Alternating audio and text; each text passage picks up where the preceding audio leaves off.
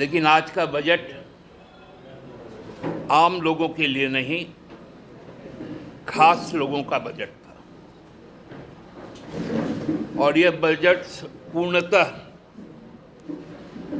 प्रधानमंत्री की कुर्सी बचाओ या सत्ता बचाओ योजना के अंतर्गत आया। यह देश का बजट कतई नहीं। इस बजट से ये पूरी तरह से प्रतीत हुआ कि केंद्र की सत्ता अपने स्थिरता के लिए इतनी डरी और सहमी हुई है कि उसे आंध्र प्रदेश को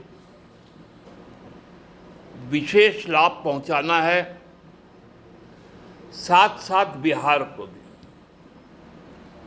बाकी 27 राज्य, थोड़ा बहुत उड़ीसा के लिए भी, और बाकी 27 राज्य लगता है कि अब इस देश में ही नहीं है।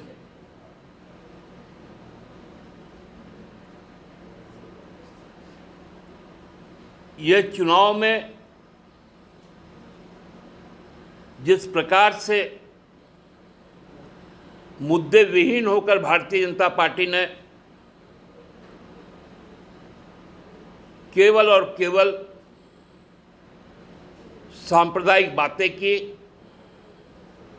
उसी का यह झलक भी दिखता है।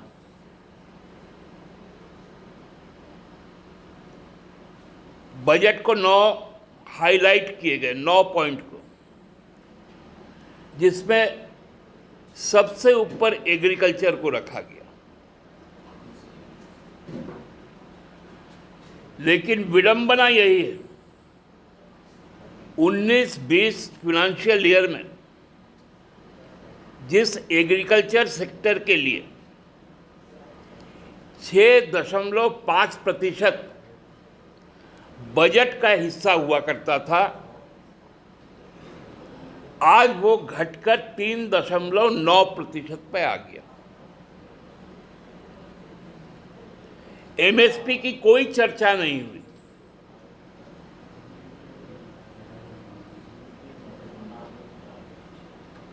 जो मोटा क्रॉप है, जिससे पेट भरा जाता है, उस पर कोई बातें नहीं, केवल फल और सब्जी पर बातें,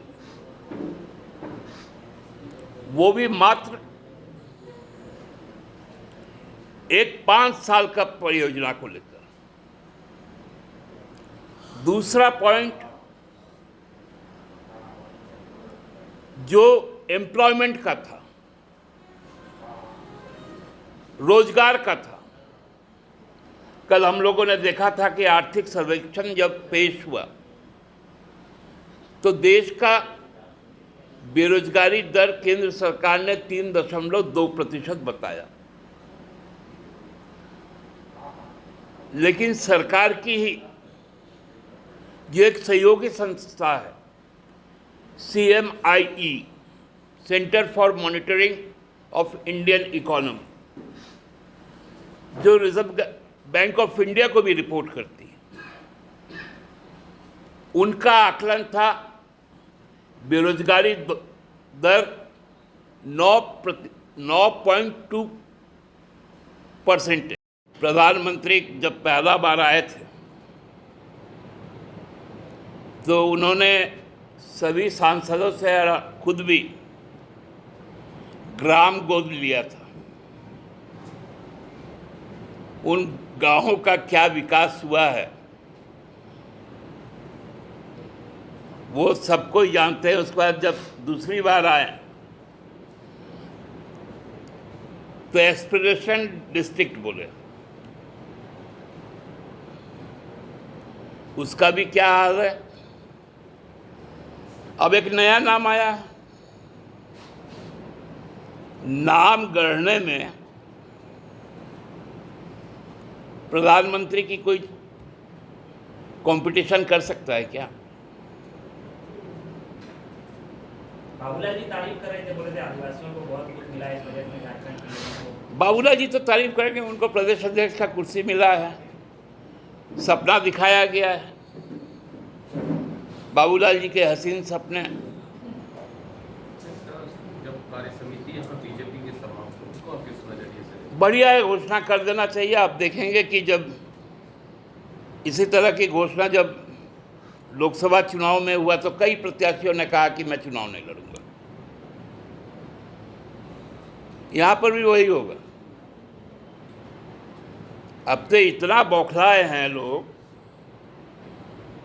कि गट्टा पकड़ के उतार देंगे तो क्या कर देंगे। अरे भवनाथपुर की जनता आपके गिरवान तक पहुंच चुकी है। जिस दिन चुनाव होगा भवनाथपुर की जनता आपको गट्टा पकड़कर विधानसभा आने नहीं देगी। धन्यवाद। हमसे जुड़े रहने के लिए हमारे YouTube चैनल को सब्सक्राइब करें और नई वीडियो की नोटिफिकेशन के लिए बेल आइकॉन को दबाएं। अगर आप ये वीडियो Facebook पर देख रहे हैं तो लाइक जरूर करें और ज्यादा से ज्यादा शेयर करें। धन्यवाद।